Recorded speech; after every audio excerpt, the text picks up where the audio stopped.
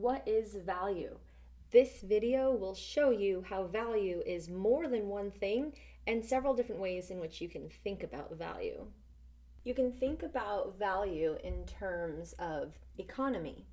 There's what people are willing to pay for it because of supply demand. There's what people are willing to pay for it because of a situation. For example, when you're thinking about economic value, think about all of the different prices for one bottle of water.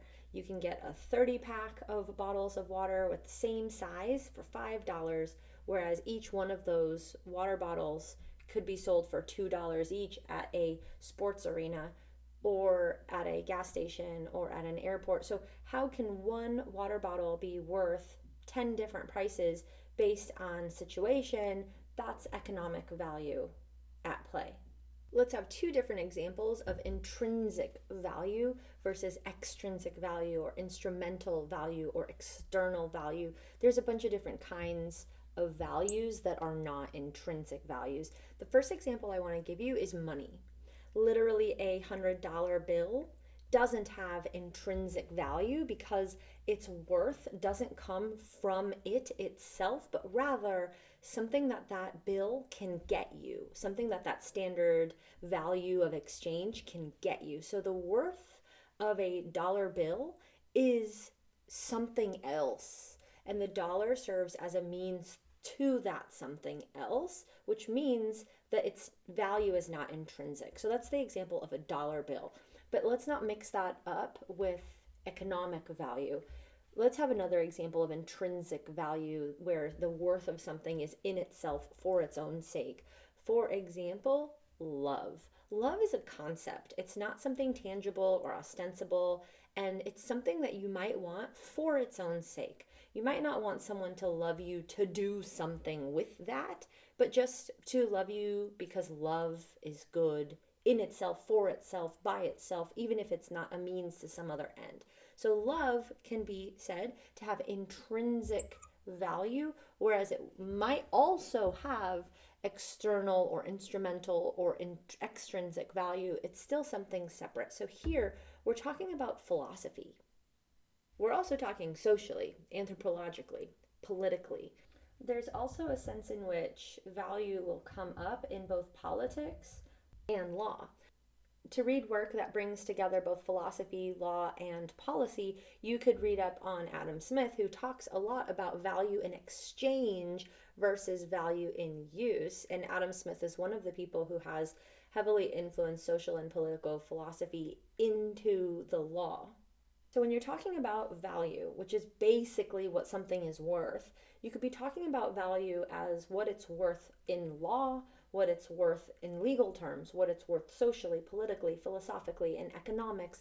But in general, value is just something's worth. Now, is worth and value exactly synonymous? That's a philosophical, linguistic question. Take the example of philosophy and consider the sub-branch of philosophy called ethics, where you have different philosophers like Immanuel Kant writing about what you owe other human beings. And you owe them both negative rights and positive rights based on their worth as something that exists. And to Immanuel Kant, your value as a human being comes from your human dignity. In fact, he writes that the principle of your humanity is what gives you value or worth, which is an underlying principle according to which we are not allowed to harm you. Consideration is something that comes up in the field of law, but also in politics, because tax law depends on consideration. Something that has worth can be taxed. Let's have one final example. You own a huge cruise line and you have a bunch of liquid that needs to be dealt with. So in business ethics, for example, you might need to weigh the environmental costs or benefits of doing something versus the profit losses or gains versus human welfare. Like, would it be bad for your company's reputation if everyone found out that you dumped a bunch of nasty stuff into the sea? So you have to think about what you value most. You value your money. You value your reputation. You value human beings. You value the environment. But what do you value more? What is it worth to you? If you were to have a negative impact on the environment and nobody found out, you didn't have to pay for someone to deal with it, so you keep your profits high. Your reputation wasn't harmed, so human welfare is good in one way but bad in another way, because to put all that gunk in the sea, then it goes into the fish, the people eat the fish, some people might get sick. So another context in which value will come up is when you're making decisions. Either what do you value more? I hope you go and learn more about value.